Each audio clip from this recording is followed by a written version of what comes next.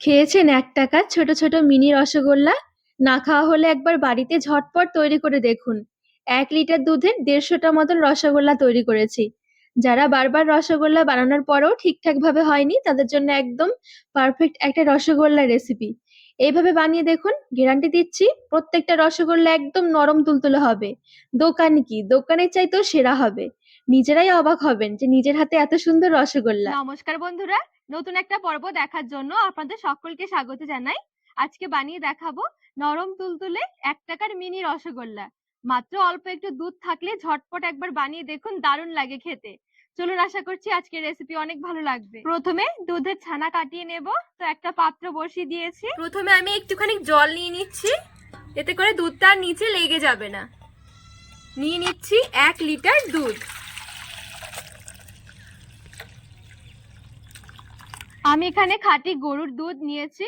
আপনারা চাইলে প্যাকেটের দুধটাও নিতে পারেন, তবে প্যাকেটের দুধ নিলে চেষ্টা করবেন ফুল ক্রিম দুধটা নেওয়ার, এতে করে ছানাটা অনেক সুন্দর হবে আর অনেকটা বেশি হবে। দুধটা প্রথমে আমি একটুখানি ফুটিয়ে নেব।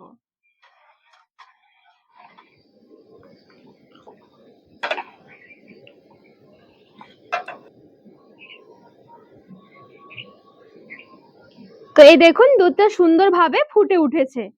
এবারে গ্যাসের আঁচটা আমি বন্ধ করে দিচ্ছি। এখানে ছানা কাটানোর জন্য দুধটা শুধুমাত্র একটু ফুটিয়ে নিতে হবে, এর বেশি আর জাল করতে হবে না। এবারে গ্যাসের আঁচটা বন্ধ করে দুধটা ১ থেকে ২ মিনিটের জন্য একটু নাড়াচাড়া করে নেব, যেন অতিরিক্ত গরম ভাবটা কেটে যায়। একদম টাটকা গরম দুধে ছানা কাটালে ছানা কিন্তু শক্ত হয়ে যাবে, একটু ঠান্ডা করে নিতে হবে। গ্লাসে আমি ৩ চামচের মতো নিয়ে নিচ্ছি ভিনিগার, ৩ চামচ মতো নিয়ে নিচ্ছি জল। ভিনিগার মেশানো জলটা দিয়ে আমি ছানা কাটাবো। আর এদিকে ২ থেকে ৩ মিনিটের জন্য একটু নাড়াচাড়া করে নিয়েছি। এবারে ভিনিগার মেশানো জলটা অল্প অল্প করে নিয়ে নিচ্ছি, নিয়ে এভাবে করে একটু মিশিয়ে নেব।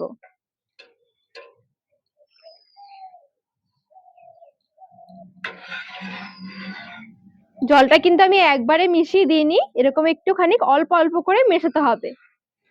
এই দেখুন, আস্তে আস্তে কিন্তু ছানা কাটতে শুরু করেছে। একটু কিছুক্ষণ নাড়াচাড়া করলেই দেখবেন সুন্দরভাবে ছানা কেটে যাবে। দেখুন, ছানা আলাদা হয়ে গেছে, জলটাও সুন্দরভাবে আলাদা হয়ে গেছে। ছানা যখন আলাদা হয়ে যাবে, সাথে সাথে কিন্তু ছানাটা ছেঁকে নিতে হবে। আবার এই জলের মধ্যে অনেকটা বেশি সময় ধরে রাখলে কিন্তু ছানা শক্ত হয়ে যাবে। আর ছানাটা একটু ধুয়ে নিতে হবে, যেহেতু আমি ভিনিগার দিয়ে কাটিয়েছি, তা না হলে কিন্তু একটু ভিনিগারের গন্ধ থেকে যাবে।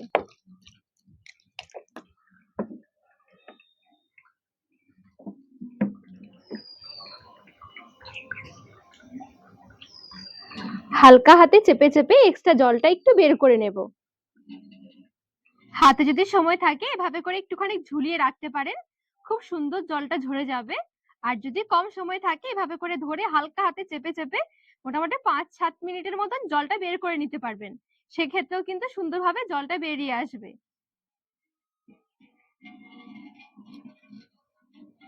তো এখানে ছানা থেকে এক্সট্রা জলটা ঝরিয়ে নিয়েছি। এবারে সবটুকু ছানা আমি একটা থালার মধ্যে নিয়ে নিচ্ছি। এবারে ছানাটা আমি হাত দিয়ে একটুখানি মেখে নেব। আর এখানে ছানা দেখুন কতটা সফট হয়েছে। ছানা যত সুন্দর হবে তত সুন্দর কিন্তু এই রসগোল্লাগুলো তৈরি হবে।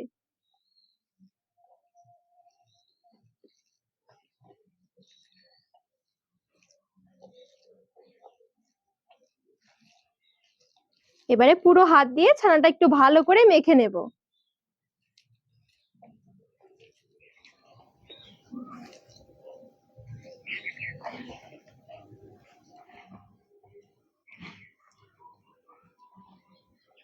তো ছানাটা প্রথমে আমি শুধু হাত দিয়ে মোটামুটি ৫ মিনিটের জন্য একটু মেখে নিয়েছি।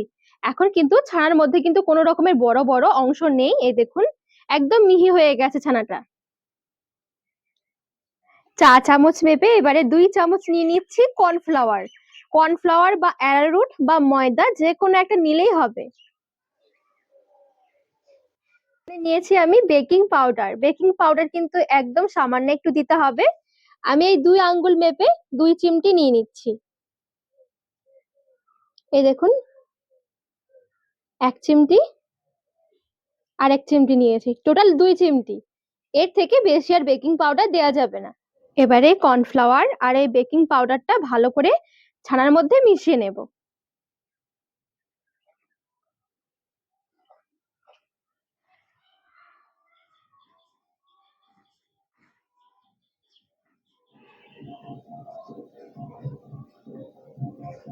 তো এখানে সুন্দরভাবে আমি ছানাটা মেখে নিয়েছি। আর এখানে ছানাটা দেখুন আমার কিন্তু বেশ একদম নরম করে আমি মেখে নিয়েছি। এই দেখুন, ছানা যদি নরম হয়, ছানা কিন্তু খুব বেশি একটা সময় ধরে মাখার দরকার হবে না। মোটামুটি আমি এখানে প্রথমে 5 মিনিট, পরে আরো 3 মিনিটের জন্য মেখে নিয়েছি। এবারে এখান থেকে অল্প অল্প করে নিয়ে আমি রসগোল্লাগুলো তৈরি করে নেব। আজকে যেহেতু আমি মিনি রসগোল্লা তৈরি করছি, সেই কারণে কিন্তু একটু ছোট ছোট করেই বানাবো।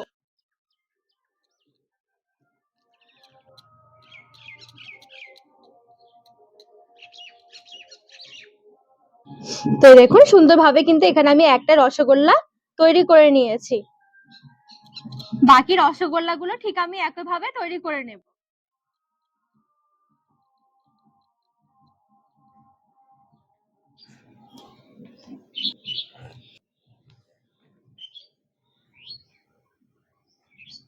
তো এখানে সবগুলো রসগোল্লা খুব সুন্দরভাবে আমি তৈরি করে নিয়েছি। 1 লিটার দুধ থেকে আমি মোটামুটি ছোট ছোট 150টা মতন মিনি রসগোল্লা বানিয়েছি। দেখুন কতগুলো রসগোল্লা তৈরি হয়েছে। এবারে মিষ্টির জন্য রস বানাবো, তো একটা হাঁড়িতে আমি মোটামুটি 600 গ্রামের মতন চিনি নিচ্ছি। আর চিনিটাকে একটা বাটি মেপে নিচ্ছি। 600 গ্রাম চিনি আমার এখানে এই বাটির 2 বাটি হয়েছে। 4 বাটি দিয়ে দিচ্ছি এবারে জল। চিনিটা মেপে নিলে জলটা দিতে অনেকটা সুবিধা হয়। তো 4 বাটি জল দেয়া হয়ে গেছে। কয়েকটা এলাচ মুখ ফাটিয়ে দিয়ে দিচ্ছি। নেড়ে চেড়ে চিনি গলিয়ে রস ফুটিয়ে নেব। আর এখানে মিষ্টির জন্য কিন্তু রসটা হবে যথেষ্ট পাতলা।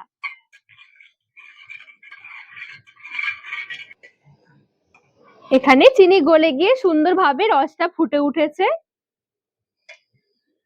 রেডি করে রাখা মিষ্টিগুলো এবারে এক এক করে আমি ছেড়ে দিচ্ছি।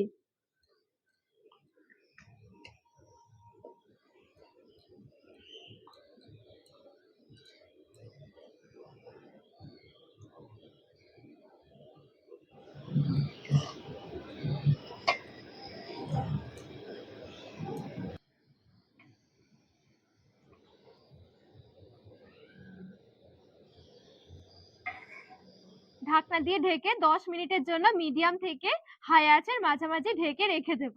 আর এই মিষ্টি বানানোর জন্য কিন্তু গ্যাসের আঁচটা প্রথম থেকে শেষ পর্যন্ত একদম একই রকম থাকবে। হাই থেকে মিডিয়াম আঁচের মাঝামাঝি রেখে মিষ্টি বানাতে হবে। মোটামুটি এখানে আমি 10 মিনিট পর ঢাকনাটা খুলে নিয়েছি। এবারে মিষ্টিগুলো এই পর্যায়ে কিন্তু নাড়াচাড়া করা যাবে না, মানে হাতা বা কোনো রকমের খুন্তি দিয়ে হাঁড়িটা ধরে এভাবে করে নাড়াচাড়া করে নিতে হবে। আর এই মিষ্টি কিন্তু 10 মিনিটে হবে না, আর একটু টাইম লাগবে। আবারও ঢাকনা দিয়ে ঢেকে আমি 10 মিনিটের জন্য রেখে দেব। এখানে টোটাল আমি মিষ্টিগুলো রান্না করব 20 মিনিটের মতন।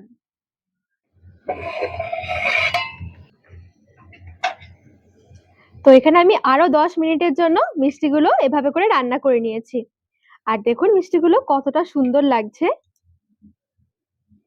এবার মিষ্টিগুলো ঠিকঠাক ভাবে হয়েছে সেটা বোঝার একটু উপায় বলে দিচ্ছি।